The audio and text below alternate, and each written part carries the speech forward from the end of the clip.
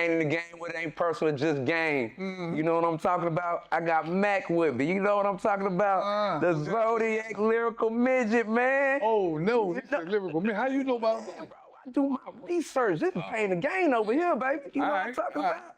Man, so we kind of already know your early beginnings, but if for the viewers that don't know, you know, Where you want me to start? man, start about your early life, man. You know what I'm saying? How'd you come up? All right, so I'm from Uptown New Orleans, from a neighborhood that's like right between the Magnolia and between the Magnolia, the Melpomene, and Callio Project. Gotcha, okay. So I'm from a neighborhood So that's the third wall, right? It's all part of the third wall. And yeah, man, I started rapping at 7. I was introduced to Mannie Fresh when I was 12 or 11.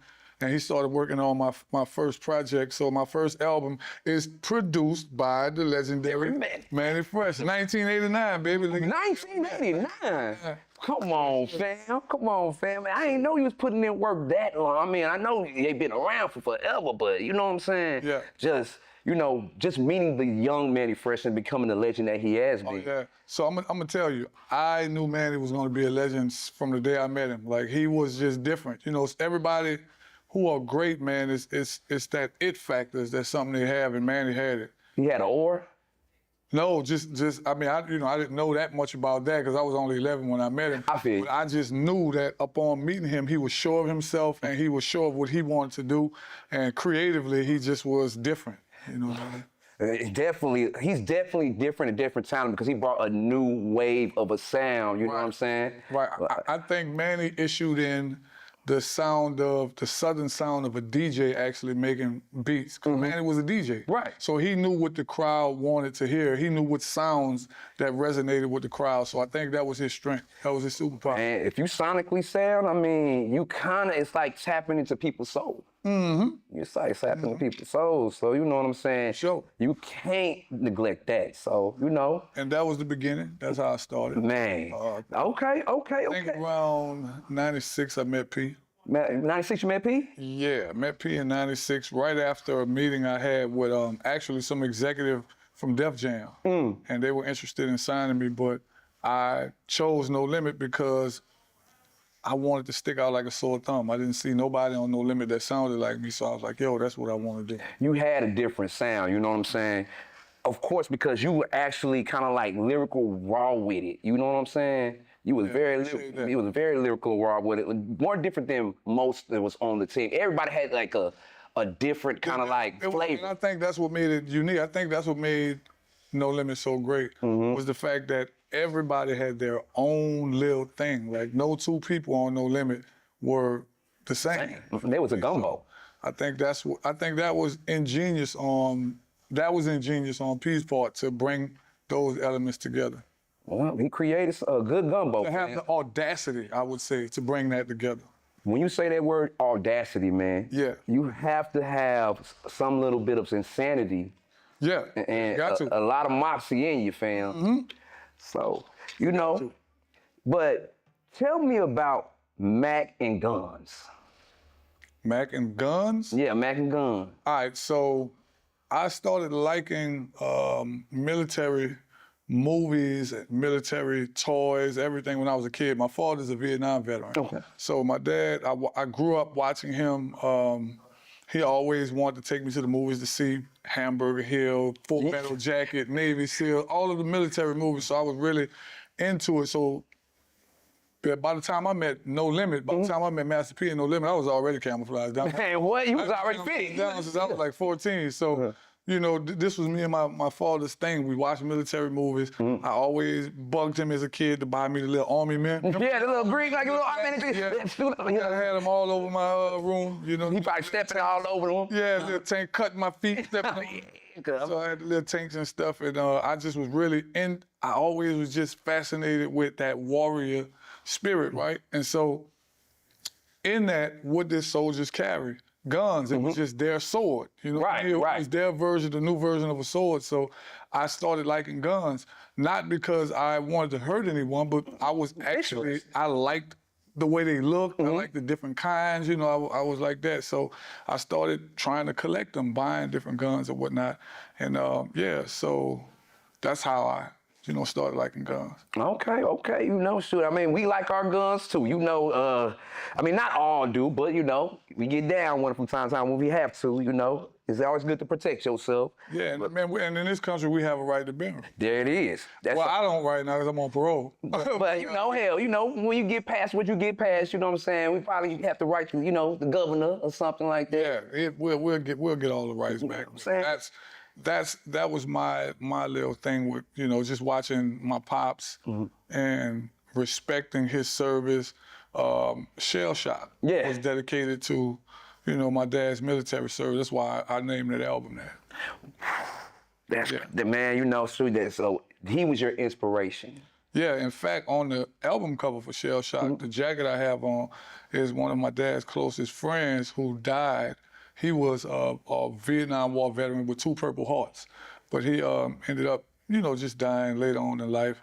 And to honor him and my dad, that's why I wore the jacket on Shell Shock. Well, that jacket got around across the world. You know what I'm saying? So you should be very, I mean, just being appreciative of that, man. Oh, yeah, definitely, you know, a lot of it was just me paying tribute to the sacrifices that was made. You know what I'm saying? And I don't all the time agree with politicians and their reasoning, but I always hold those guys who are actually brave enough to step out in that water in high regard. So, you know, shout out to all of the, you know, the vets. Yeah, man, because I'm pro military myself. So, yeah, you know, and I don't have to like the politics because guess what? The guys who actually go out there and fight, they don't make the rules. They don't write. They don't send the orders or nothing, man. I mean, they follow them, and you know, you just gotta respect it. Yeah. So I respect people like that. A chain of command, fam. That's what it is. Tell us about your uncle Spoonie. What is it, Spoonie, right?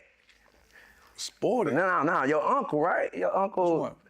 I mean, he introduced you to Uncle Bean. Uncle Bean, I'm sorry. No, Uncle Bean. So my Uncle Bean is one of the first people. Him and my cousin Wiz are the first people that heard me rap. Right? I was like 6 or 7 years old, and when he first heard it, you know, they really couldn't believe that was coming from a child at 6 or 7 years old. But he believed in my talent enough that he introduced me to his friend, whose name was Gregory D. Gregory D had a group with my uncle's other best friend named Sporty. Greg and Sporty were my blueprint for being a rapper. They were what I had to look at, like, okay, they were from my neighborhood, they had a song out on the radio, and that was something I thought was special. And it made me feel like it can be done. You know, so I knew that, okay, if these guys out my neighborhood got music on the radio, then this. You know, you can do it. You know what I'm saying? Seeing's believing. Right. Seeing's believing. And they just so happened to be my uncle's friends. So Gregory D and Sporty ended up parting ways, and Gregory D found a producer from the 7th Ward named Manny Fresh. And that's how I met Manny Fresh.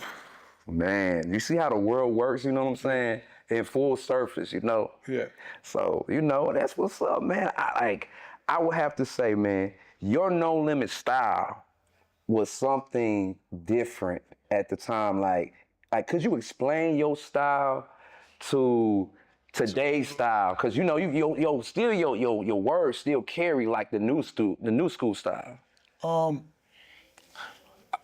I never was crazy. I don't know if I ever thought about how to explain it, but I will say this. I'm a child of Rakim through and through. Like, Rakim was that was the catalyst for me. Rakim was the blueprint for me. Just watching him, the way he pronunciated words, and he was so smooth. And when I met Rakim, I told him that he was able to do something for me that my teachers couldn't do, and that was to encourage me to go read a book. Because listening to the stuff that he would say, as I'm 12 years old, I wanted to know what he was talking about. Actually, like the I was going at an encyclopedia, and I want to know what is Mecca, what is Medina, what is triple stage darkness, what is all of this stuff that this man's saying in these songs. And that's what made me an avid reader. And in doing so, it broadened my vocabulary and helped my rap style better. See, ain't that something, man, that somebody that you admire took you down through that, took you to a whole new world. He opened you up. A person I never even met at that time. Exactly. That's what music do for you, though. It does. It unlocks the soul. I know you've seen that movie Sinners. So you know how that music translates and carries through Right. generations, and it That unlocks was a it. wild movie. Man, I'm telling you, boy, I'm telling you. Oh shit. Man, I went twice to see it though. Like I thought it was kind of like, I just thought the acting was real good. You know what I'm saying? Yeah, it was damn good acting. Yeah, man. Can we say damn good on here? Yeah, man. You America. good on here. Which camera I'm looking at now? You looking at this one? America. I just said damn. The damn in hell with them. So moving on, bro. Like, tell us about 1998 for you. You know what I'm saying? 1998 was the year that Shell Shock was released. Shell Shock was recorded, admittingly, Shell Shock was recorded by a 20-year-old damn fool. I was out of my mind when I recorded Shell Shock. I was excited. I was young. I was full of. You already know. You already know. So Shell Shock was just a reflection of me being the type of rapper I was and adjusting my style to Southern and Beats by the Pound production. KLC and all of that. Excited about it. I wanted to be the best rapper in the world. I mean, it was no secret. Like I come from that vein. I was a battle rapper. I wanted to be the best in the world. Best in the world. So when you was out there battle rapping, like, give me an experience, because when you get that experience, man, battle rapping to everybody, the crowd gets drawn out of it. Like, give me your experience, man.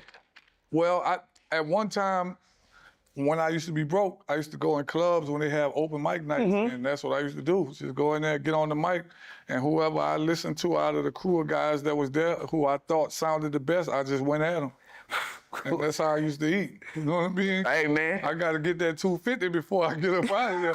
Give me that 200. Like, if I'm coming for that 250. I'm going. It was fun, but it was all in fun. Back then we weren't talking about what they're doing now. Yeah, man. It's really battle rapping right now is like real bad. This is like what they call it, drill music now. Drill music is I would say, the negative side effect of battle rapping. Okay. Like, I can see that. Well, I know maybe that's a misstatement because it's different. Battle rapping, the aim is to show lyrical dominance, right? Like the assault. And that, right. Whereas with that, I think it's more trolling your actual enemies that you're beefing with in the streets. So that's different. That was America. I was wrong. It's okay. I was dead wrong. It's not a public service announcement. I was dead wrong. It's all right. I told you I'm out of my mind. I did say that. Yeah, you did say that. You know what I'm saying? You was in the early. Out of my fucking mind. Funny, man. Sure is. So, tell us about this. Tell us about that date, February 21st, February 21st, 2000. So February 21st, I came in town. My mother had found a different club for us to do this particular party we had been throwing in this new city, which is right outside of New Orleans, about 30 minutes outside New Orleans, called Slidell. And we had been throwing little concerts and events at another club. Okay. Well, we ended our partnership with the guy from the other club, and my mom went to find another club for us to do the event because we had just started an entertainment company called Camouflage Entertainment. Well, I went on tour, did a few show dates.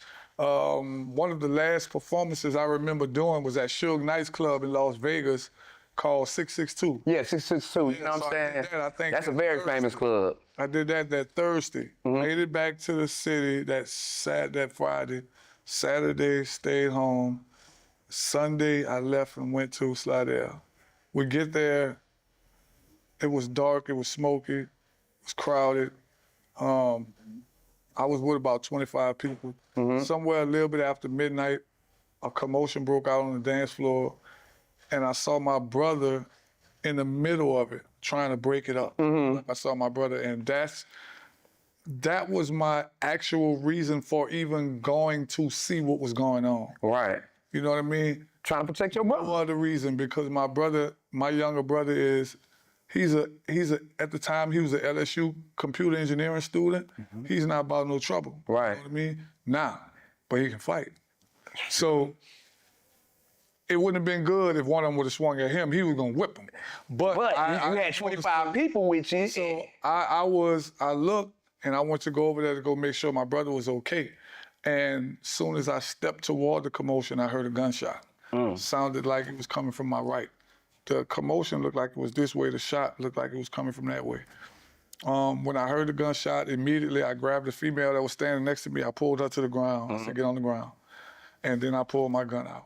I told her to get on the ground, and I said, don't run because you don't know where the shot's coming from, and you don't never run when you hit no damn gunshots if you don't know where they're coming from.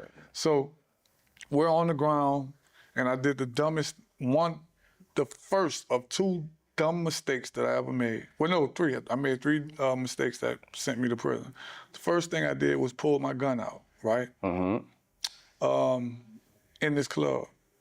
The second thing I did that was dumb was when I headed toward the front door to look for my mother who was collecting the admission fee, I didn't want to bump into somebody with the gun in my hand and have the gun go off.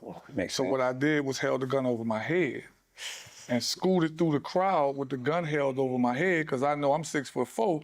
Ain't nobody gonna bump into this motherfucker. No. Ain't nobody trying to bump into no gun, period. I'm scooting through the crowd, and I remember hearing people like, he got a gun.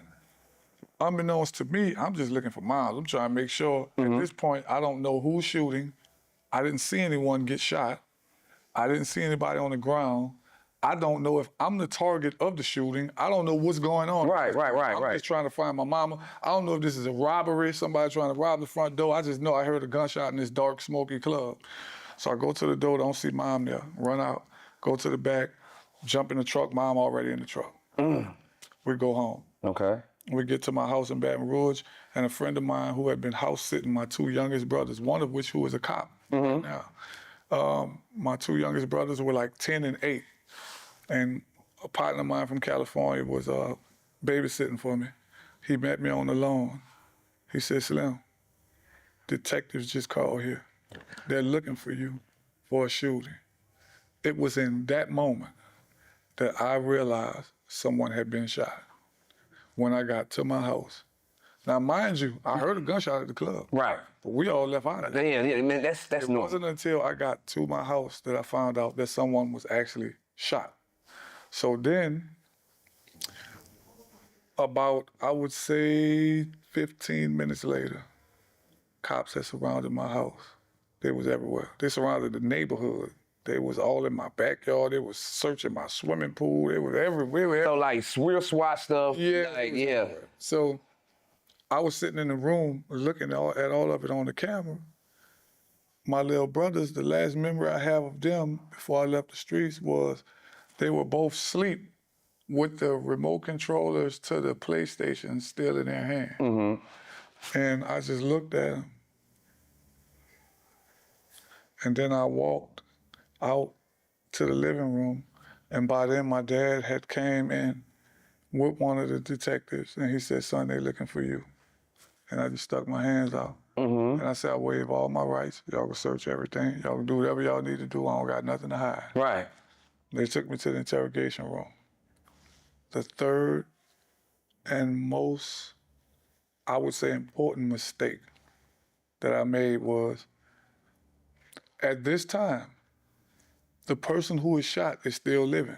They're investigating me for a aggravated assault at this time, right? So I know I didn't shoot anybody. Right. That's the furthest thing from my mind. The person who was shot is going to tell them who shot them, right? So that's where my mind is at that moment, right? I mean, because you basically surrendered. You kind of already know, like, this is kind of like... I'm like, this is going to ask me a few questions and let me go. Because I'm thinking whoever the person is that got shot, they're going to tell them who shot him. Right. We ain't got to worry about that. So I'm thinking of the one thing that I'm guilty of. The one thing that I was guilty of is having a concealed weapon in that club. I didn't have a permit for that, right? So... But that ain't no too hefty thing, though. That's why I lied about it. That's the biggest mistake I made. They said, That opened up everything. They said, did you have a gun on you? I told them no. But keep in mind, that was the only charge I was trying to avoid was having a gun on me. So when they asked me, I'm like, no. Biggest mistake I ever made in my life. In fact, I think that mistake cost me 30 years. So when I told them that, they said no. I mean, I said, no, I didn't have a gun on me. They're like, all right. unbeknownst to me, witnesses had already told him they saw me with a gun in the club, right? That opened up a can of I'm worms. playing everything in my mind. A few minutes later, someone come in the room and whisper something to the detective, right? The detective turned to me and basically told me that, and I can't remember his words, I'm paraphrasing it, but he told me that the investigation had upgraded to a murder. And that's when I got scared. I would too. Now, the person who was shot can't speak for himself. You know what I'm saying? Yeah. He can't free you. He can't. Yeah, he can't tell him who shot him. So now, out of just pure fear and desperation, I tell them now, yeah, I did have a gun on me. Because now I need this gun to free me. Exactly. I need y'all to test this motherfucker. I'm real. I feel you. I You feel know you. what I'm saying? So I took him back to my house. I'm like, yo, I'm about to go get the gun I did have on me. I lied about that. And give it to ballistics. But by then, my credibility was shot. Whatever I had to say, they wasn't trying to hear. Man. So they felt if you lied about that, then You might have lied about everything. So yeah, let's go ahead and just go ahead and try you. suspect number one. And so, you know, I remember when they told me that I was being charged with first-degree murder, man, I guess I didn't understand the enormity of what that meant at the time. It didn't hit you. I was in a state of shock almost, you know, like, damn, what is that? You can basically coin the term shell shocked. Yeah, yeah. And so once I got to the jail, you know, and I tell anybody, man, I've told this story before, I was afraid. I had never been in that kind of environment before, right? I've seen a lot of shit in the streets. I've been in the streets. You can arm and protect yourself in the street. You get in jail. It just I used to hear all these stories about jail, and I'm a little bitty dude. You know what I mean? So I'm like, shit. But fear can take different people to different places. When I got into jail, fear for me made me want to hurt somebody. yeah, because you're so scared. Like, so in my mind, I was like, the first person play with me, I'm gonna slaughter them. Like literally slaughter them, you know what I mean? So I'm like, I'm not a big person. I ain't gonna be fighting every day. Nah. So I'm gonna make sure that the person I do fight, he They going down. gonna get it. Yeah. I might like bite his leg off. Like he. Like, man, look, Yeah. you see dude over there? He ain't having that. He ain't having it. You know what I'm saying? Like we gonna get it in for real, for real. Real talk. And I'm gonna make sure that nobody else is gonna ever wanna, you know. And that was my mentality. But that's where fear would take you. It will, because they always say, what's the classic term, man? Yeah, you feel what you don't. You feel what the unknown. We all Exactly. feel the unknown. We feel what we don't understand. Most definitely. So that's kind of how my experience in jail that first night. I just was looking around, but it took me. I catch on fast. It took me a couple days, couple weeks maybe, before I realized what all of the violence in jail stems around. It's three things that creates all of the violence in jail. And if you Can I take a shot at it? And if you avoid those three things, you'll stay in jail. And hold up, America, don't nobody need to be in jail. So I'm not advocating that you need to go to jail. Yeah, like you don't want to go in there just to try it out. You know what I'm saying? Don't go to jail. I'm just telling you survival. I'm telling you about survival techniques. There's three things. Shoot a shot at it. What you think those three things? All violence in prison stem from those three things. I would say one you said probably is fear. You know what I'm saying? Two Well, fear is the root of it. all of it. Okay. I would say the first then. The first would be, I want to say influence, like say for instance, like people being influenced. I'll just take. Being roboted by so you're saying like people who let other people kind of robot them. Yes. To do. There's a lot of that. But I'll tell you the three things that most violence in prison stems from are homosexual relationships, gambling, and drugs. Those are the three things. If you avoid them three things in prison, you can have a smooth stay. you'll be all right. You can have a smooth. Get involved in them three things, and trouble is gonna be knocking at your door. And once again, America, you don't need to be going to jail to try to test this theory out.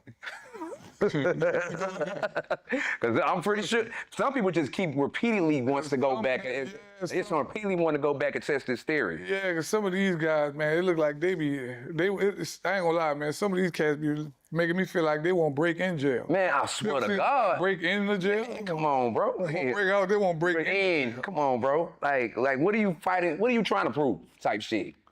Insecure, man. Like, a lot of people have, what I've learned is a lot of us suffer from a lack of attention, man. We suffer for a lack of attention. And that's where the hater idea come from. Man, I got haters. Just want some attention. No matter if it's negative attention, just want some attention, man. And I think that it's a natural. That's a sickness. I think it's natural for everybody to want some type of attention, but the extremity is when it gets extreme, that's when it becomes a problem. And I think that that's what's happening to a lot of these cats. They want some attention. You think social media has something to play with that? Yeah, of course. So the whole objective of social media is paying attention. You pay attention all day long. You pay your attention to stuff that probably don't benefit you in no kind of way. No. I know I do. Yeah, America, of course. I'm guilty of it, America. Because you lose 10 minutes of your day. I like some bullshit on social media every now and then. I like some bullshit. Okay.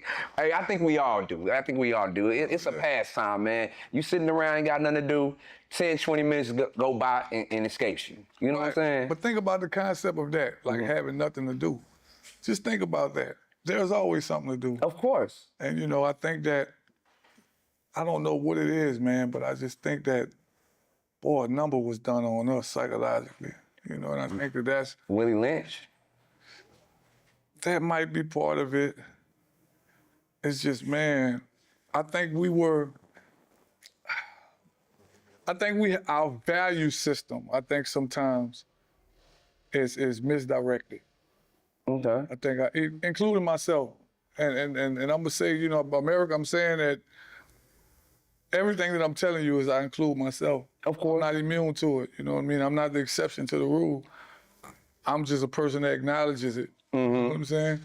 And I think we all... And you got self-awareness. That self-awareness will spare you a lot of things. You know what I'm saying? It'll make you think. Yeah. You know what I'm saying? Yeah, when you look, if I'm not thankful for one thing, I'm thankful that I was born skinny as hell. Because it made me have to think my way out of everything. I'll grow your I ain't had no weight to go around. Couldn't bully nobody. I had to think. I feel you though, too. And you had a mouthpiece. Yeah, but then I also had a lot of help too. So, I'm thankful, man. I've had a lot of help growing up. I come from a big family. I have a big extended family, so I didn't really have too many problems. I know a friend of mine. He's from New Orleans, but he stays here. His name is Kenny. Used to post you like every day. Kenny will post you, C Murder, or Boosie every day. That's my dude, Kane. Yeah, man. Come on, Kane. That's my dog right there. You know what I'm saying? And hell, he been down with you since the beginning. I met Kane when he was about 18, 19. He started writing me when I was in the joint. And I just was mentoring him through letters. Like pen paling. He started visiting me, and I introduced him to my son, and he would bring my son up there. And when I met this young fella, he was in the streets. He was thugging. Guess what? Now, he's...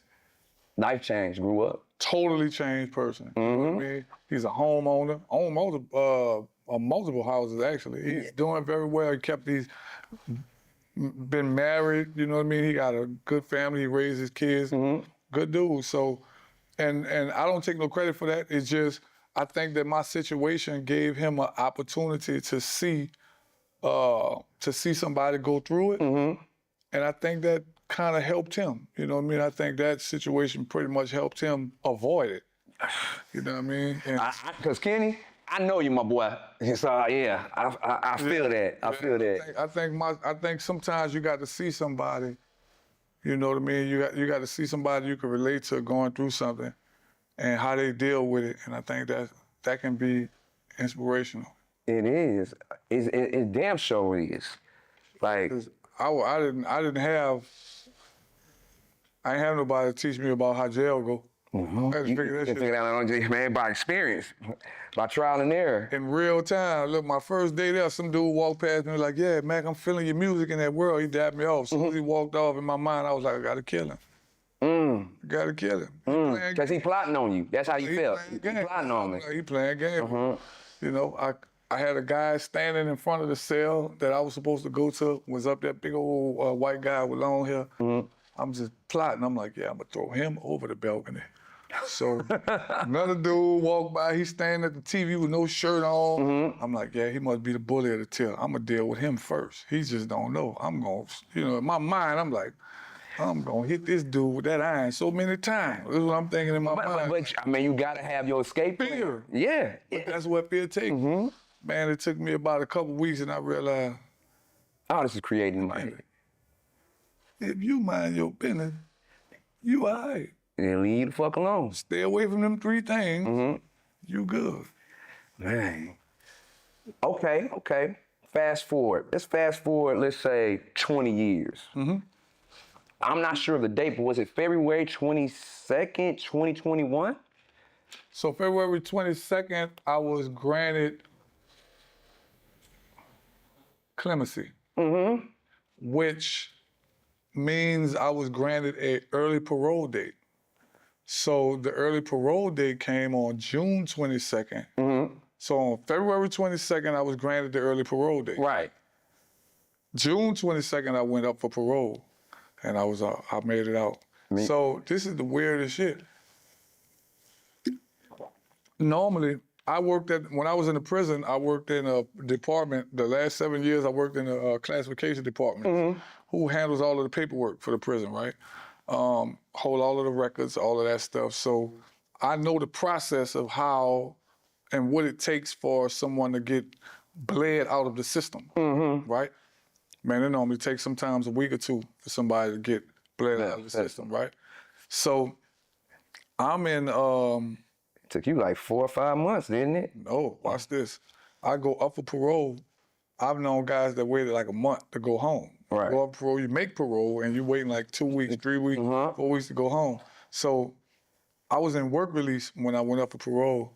I went up for parole and made it at 9 o'clock in the morning. About 11 o'clock, they called me to the administration office. I went up there, and some guy was there. He was like, how you doing, son? My name is so-and-so. I'm from the Department of Parole and Probation. I'm like, all right, cool. He was like, I'm just here to see if you understand the rules and regulations of parole. I was like, okay. He said, well, sign this paper stating that you know the rules and regulations. So I signed the paper, and he was just telling me about, I'm gonna have to go check into this officer when I get out and blah, blah, blah. So I'm listening to him, and I'm like, I said, well, I have a question. Today is Tuesday. I said, normally guys get out on Fridays. I said, so am I going home this Friday, next Friday, or the Friday after that? Because I need to start packing my stuff so I can start sending shit home. And I was like, they never told me when I'm going home. And that man looked at me and said, son, did you read that paper I had you sign? I said, the paper that I just signed?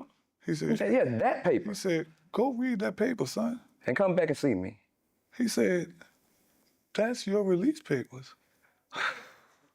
Wait. I looked at him, and I just walked off with the paper in my hand and went straight to the telephone, called my old lady and said, look, come get me now before these people change their fucking... I feel that. I feel that. I'm trying to run. I'm trying to go. So I went, she came, her and my business partner came.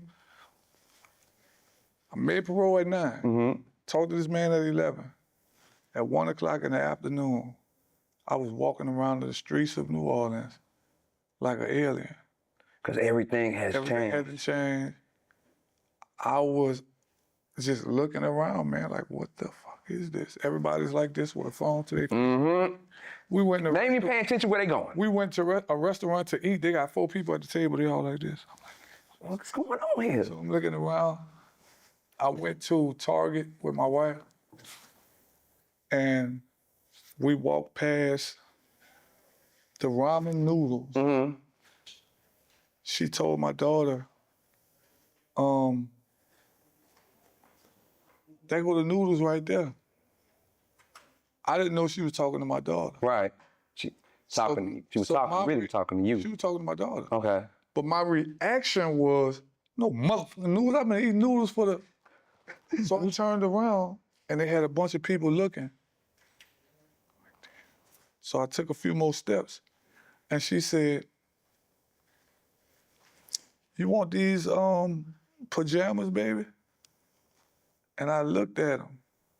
I could curse? Yeah, go ahead. Barry said I can curse. Mm-hmm. So I looked at him, I said, I'm a whole fucking gangster, man. I'm not gonna be walking around with this shit on. And a whole bunch of people just looked at me and I realized, You institutionalized. man, I'm institutionalized. I said, baby, I need to go to the car. She said, what's wrong? I said, I just need to go get away from all these people for a second. Right. So I went to the car because I realized I was talking loud, you know what I mean? And in prison, you have to talk loud because there's a lot of people in there. You know what I mean? So to hear the person you're talking to, for you to hear them and for them to hear you, you had to express yourself loudly and you got to assert yourself because you don't want to show no sign of weakness. At all. I mean, so Because if they smell it on you, they'll attack it. yeah, so when I'm on the, I realized that I was so institutionalized that I was acting like that on the streets. I was like, nah, I need to go home. So I just went home. I went to sleep. And my wife was like, what's wrong? I said, I just need to decompress. Right. You know what I mean? Because I didn't think I was institutionalized until I got out. I didn't know I was institutionalized until I got out. I mean, you And say guess what? I still am. I still have little things that I deal with, that trigger you. but I'm aware of it. You know what I mean? You sound like a war veteran. Sound like a combat war veteran. Fucking prison is war. I'm trying to tell you, goddamn. For about 21 years of this shit, man. Man, bro, that's somebody's lifetime. Yeah, and I definitely suffer probably from PTSD, just from just different things, and it is pointless to get into all of the stuff. Just know that, man, prison is not a place that nobody want to go. Of course not. Everybody's just saying, I'm getting a plane ticket or a vacation ticket. I want to go to prison. Yeah, that's not a place that nobody want to go. So to you youngsters that's watching, you don't want to go around. Trust me. All that shit y'all talking about is all cool, fine, dandy until them people put them cuffs on you and put you in that place. Man, what? And and you stuck there. And there wasn't no way out. And the people that you think that will help you are not there anymore. The world forget about you. Think about it. Why would a gangster be concerned about you? He's doing wrong. When you're in the wrong state of mind, you're not thinking about helping nobody. Yeah. And self-preservation. One of the weirdest things I discovered being in prison is when you go in the visiting room, it's full of women, girlfriends and mamas. That's who come visit these dudes. When they get on the streets, it's all about my niggas. That shit sound crazy. It's all about my homies, my niggas. I gotta be with the bros.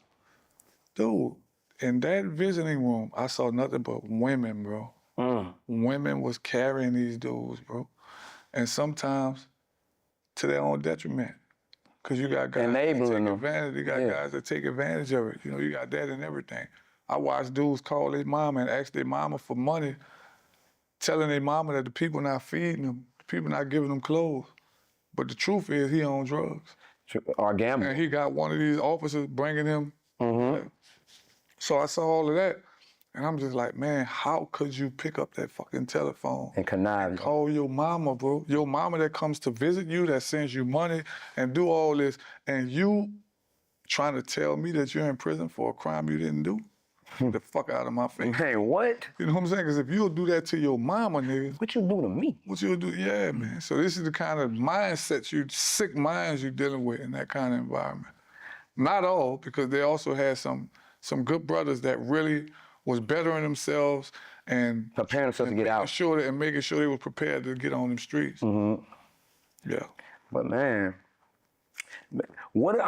I would say this, man, with all of that being said, what would you tell somebody that got out, you know what I'm saying, did that long of a time period and really trying to turn their lives around because you got something that you had to come home to and still doing your career. What would you tell somebody that is less fortunate than and is doing that, you know what I'm saying, after they get out? Take your time.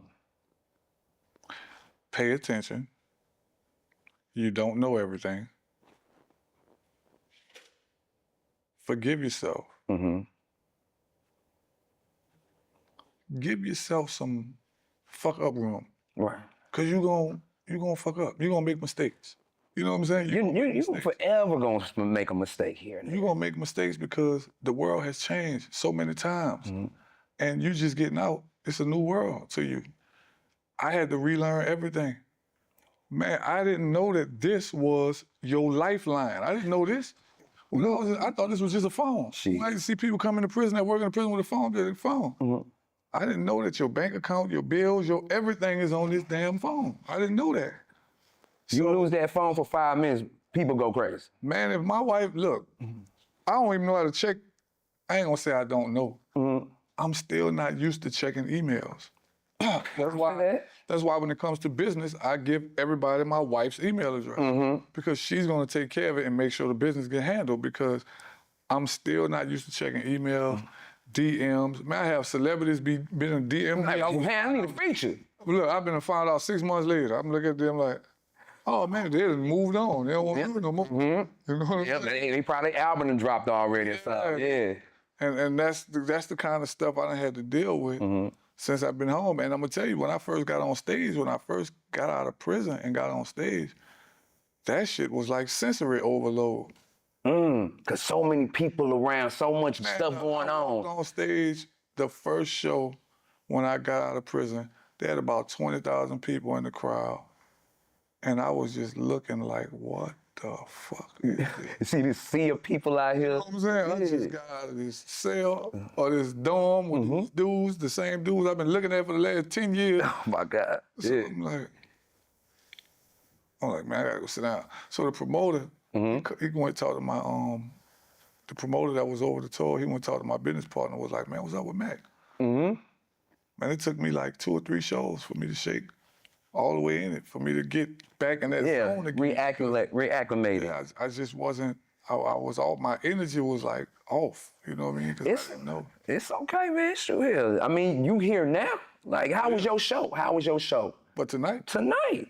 as best as I could do with a bent up back. Well, My mobility was limited. it's okay. It ain't my fault. It was my back fault. He didn't do that.